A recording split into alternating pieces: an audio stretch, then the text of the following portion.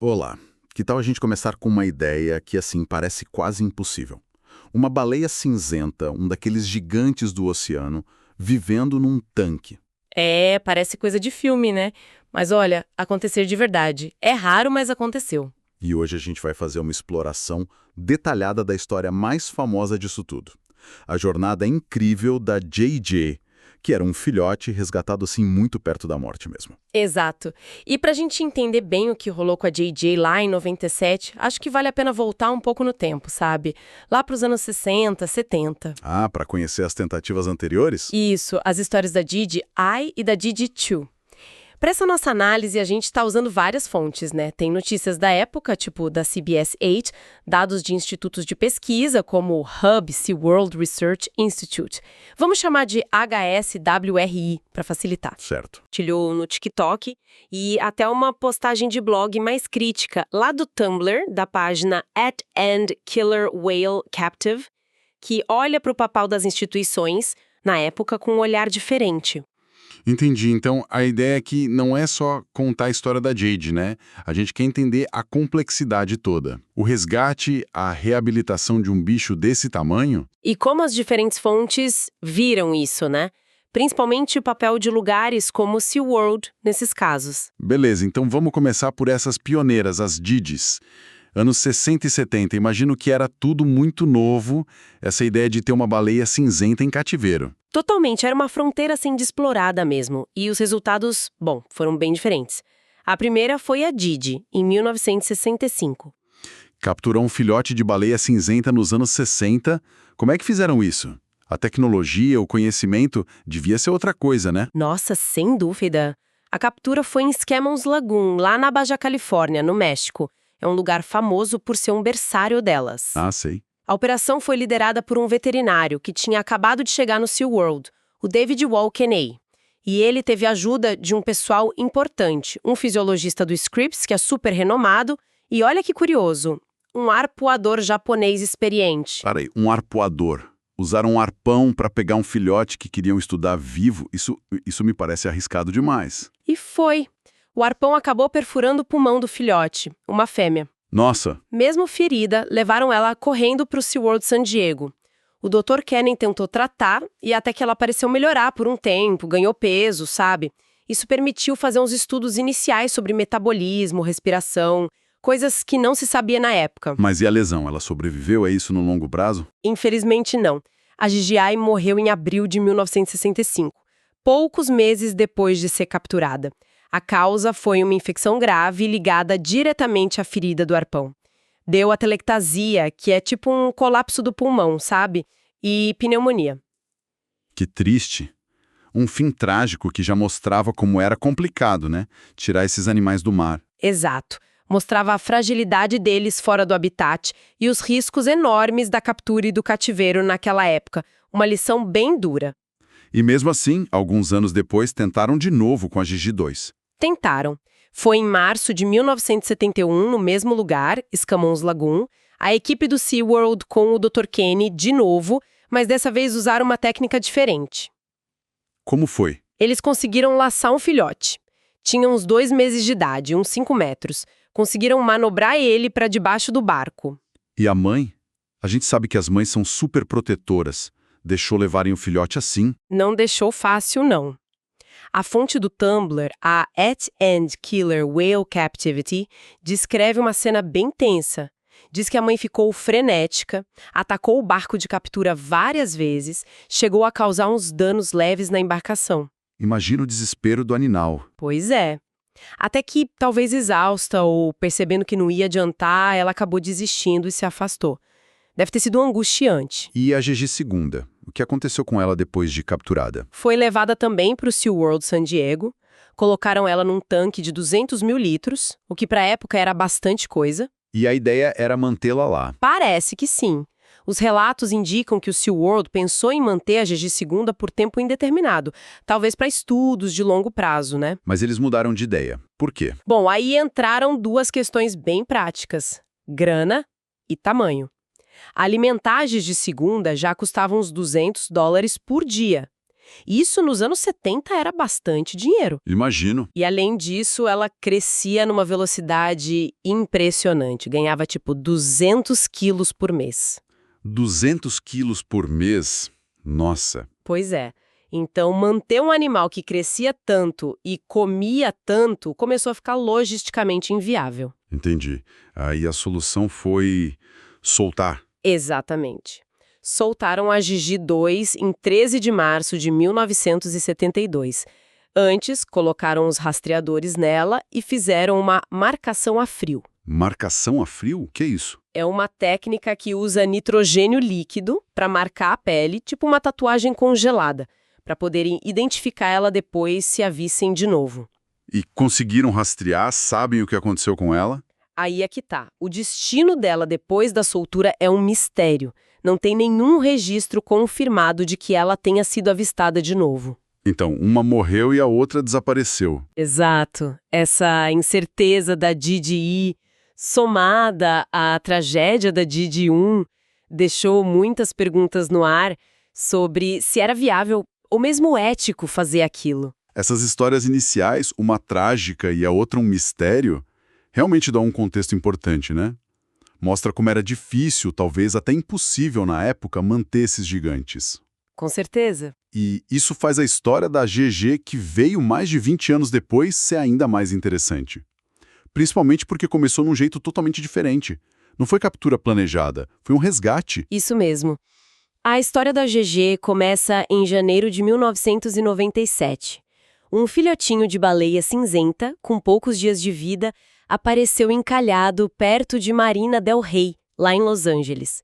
E a mãe nunca foi encontrada. Coitadinha. E quem atendeu primeiro? Foi alguma organização? Foi um grupo chamado Marine Animal Rescue, a sigla é MAR. Eles chegaram primeiro. Tentaram um procedimento padrão, né? Empurrar o filhote de volta para a água. E funcionou. Não muito bem, o bichinho ficou nadando meio perdido, sabe? Errático, desorientado ali na baía. Claramente não estava bem e sem a mãe por perto. Situação complicada. Pois é, depois de 2 dias de olho nele e nada da mãe aparecer, o pessoal do mar viu que precisava fazer algo mais. Com muito cuidado, usando mangueiras de água e barcos, eles conseguiram guiar o filhote de volta para a costa, para um lugar mais seguro. E aí que o SeaWorld entra na história. O mar sabia que cuidar de um filhote daquele tamanho e tão fraco era super complexo. Aí eles ligaram para o SeaWorld San Diego pedindo ajuda. Só que, segundo a fonte do blog At and Killer Whale Captivity, a primeira resposta do SeaWorld foi não. Recusaram? Mas por quê? Um resgate parecia o tipo de coisa que eles fariam. As fontes não dizem o porquê dessa recusa inicial.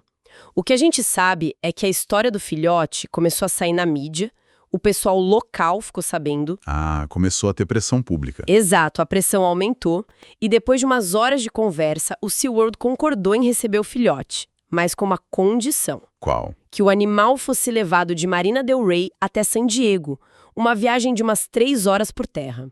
O mar que teria que dar conta disso. Levar um filhote de baleia de caminhão por 3 horas? Caramba, que desafio logístico. Foi uma operação gigantesca e totalmente improvisada, uma coisa impressionante. Gente que estava na praia, moradores, a guarda costeira, a USG, a polícia de Los Angeles, LAPD, até uns advogados de Nova York que estavam de férias por lá e viram a confusão ajudaram. Que legal essa mobilização. Foi mesmo. Conseguiram colocar o filhote, que na hora apelidaram de Marina, numa rede acolchoada, ergueram ele para dentro de um caminhão-baú alugado da U-Haul, um de 24 pés, e levaram para San Diego com escolta da Polícia Rodoviária da Califórnia, a CHP, uma cooperação incrível. Uma história de cooperação fantástica.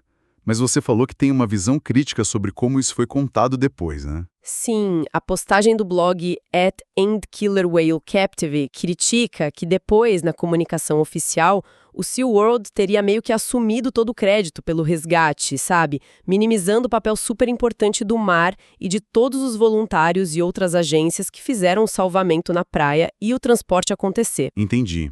É importante a gente registrar essa perspectiva que está nas fontes, né?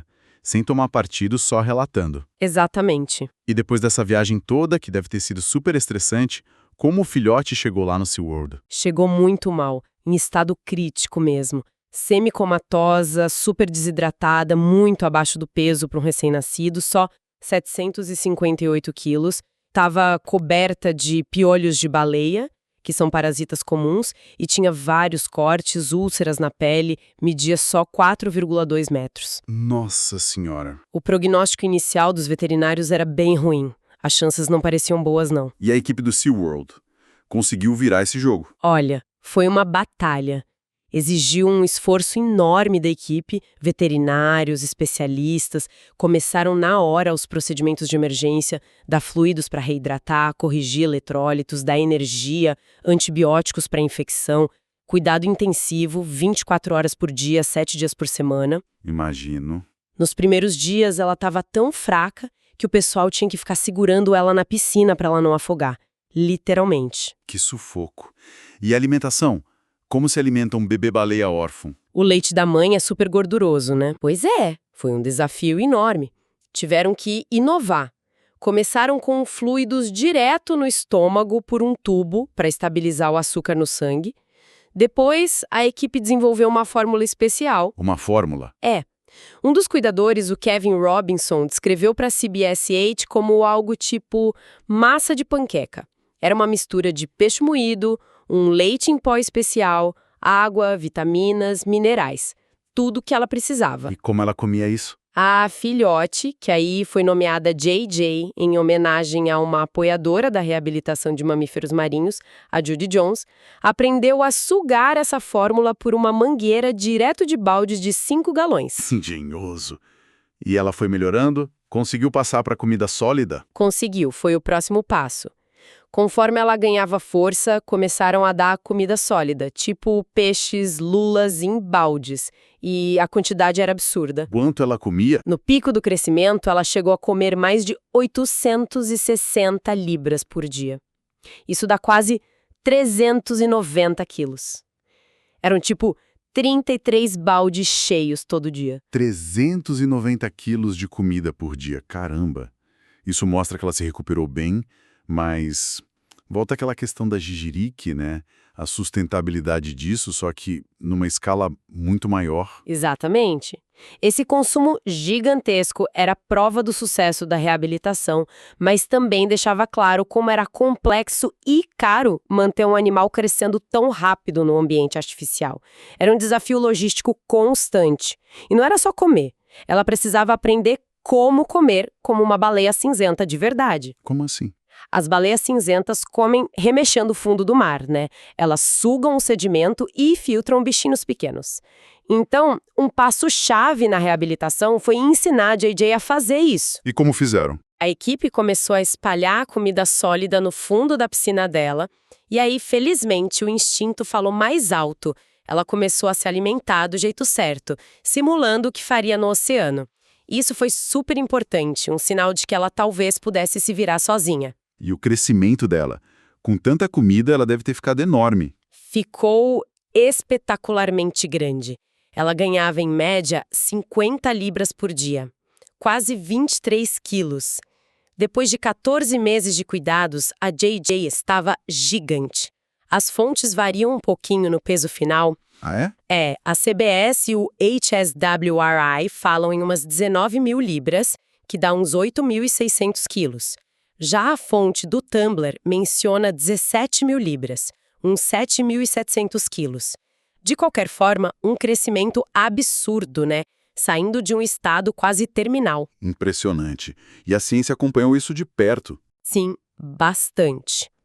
Enquanto a JJ crescia, a comunidade científica estava de olho. Em junho de 97, o HSWRI, o Instituto de Pesquisa parceiro do SeaWorld, organizou um workshop científico bem importante. Para discutir o quê? O futuro dela. Basicamente isso. O debate era grande. Valia a pena manter ela em cativeiro por mais tempo? Talvez anos? Era uma chance única de estudar de perto uma baleia de barbatana, o misticeto. A gente ainda tinha muito que aprender sobre eles. A prioridade era devolver para o oceano. Exato. Ou devolviam, e se sim, quando, onde, como monitorar. Eram muitas perguntas. E qual foi a decisão? Depois de muita discussão, o consenso científico foi pela soltura.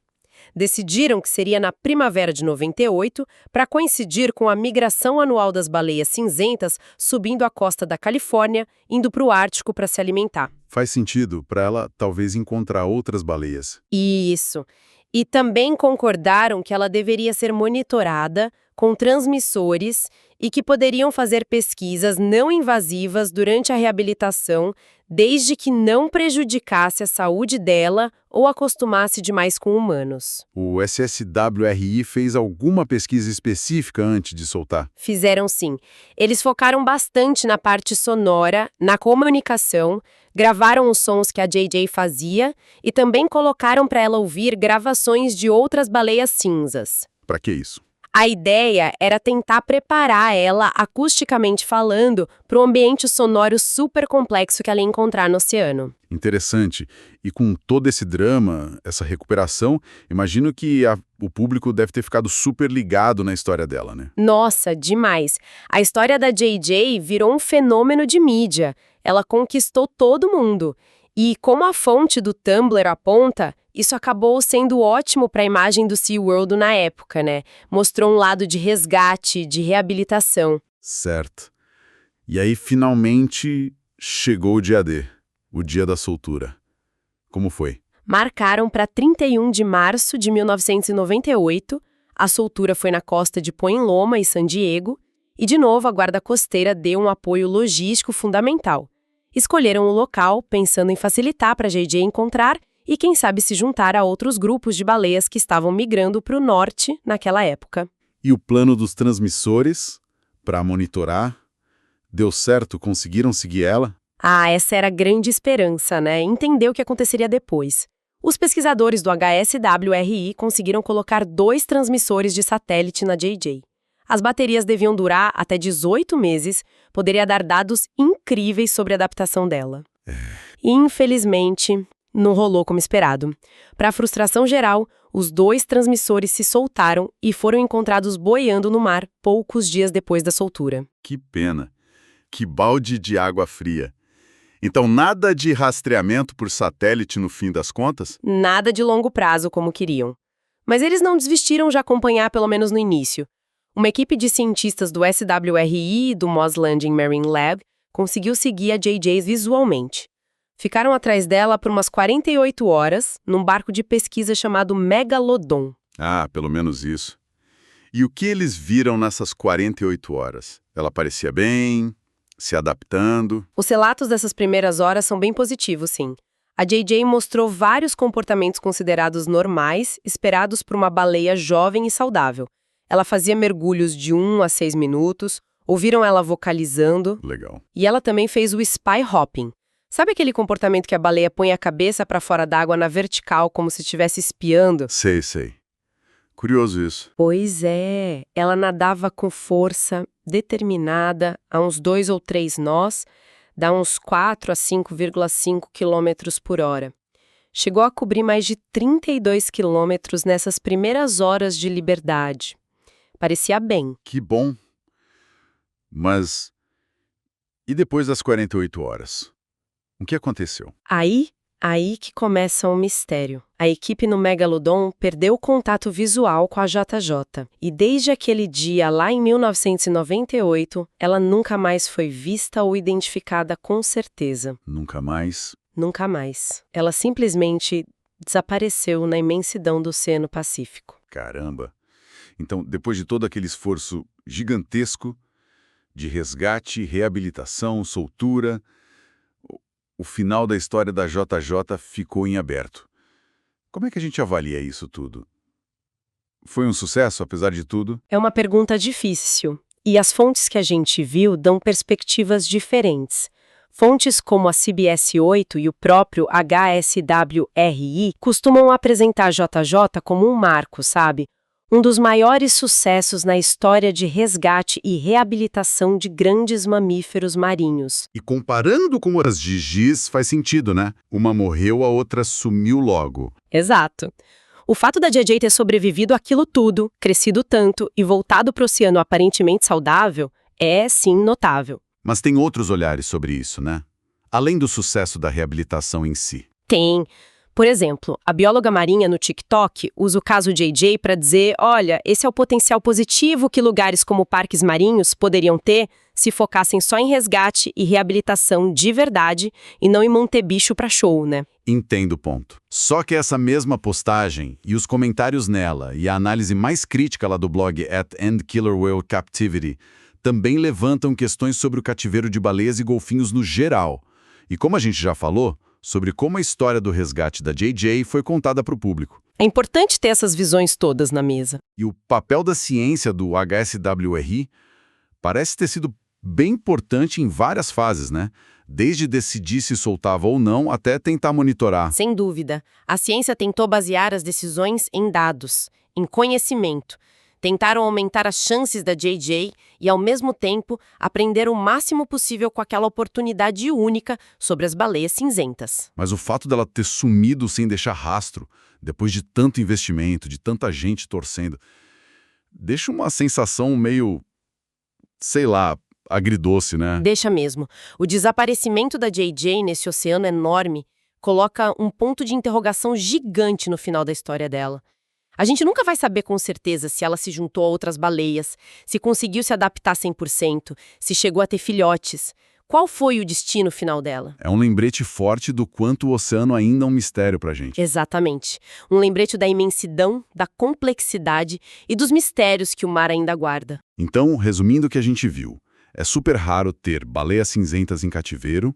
A gente explorou as primeiras tentativas, muitas vezes trágicas ou sem conclusão, com a DJI e a DD2, e aí mergulhamos fundo na história incrível da JJ. O resgate dela, quase um milagre, com tanta gente ajudando, a reabilitação intensiva que superou todas as expectativas e a soltura final, que virou esse mistério. E a gente viu também que essa história é vista de vários ângulos, como um sucesso da ciência da reabilitação, como um caso onde a narrativa do resgate é questionada e como parte de um debate maior sobre o papel de instituições que mantêm baleias e golfinhos. E sumiço no oceano seja justamente sobre limites. Quais são os limites do nosso conhecimento, da nossa capacidade de intervir, mesmo com a melhor das intenções, na vida de animais tão grandiosos, tão adaptados a um mundo que a gente, na verdade, mal começou a entender de verdade?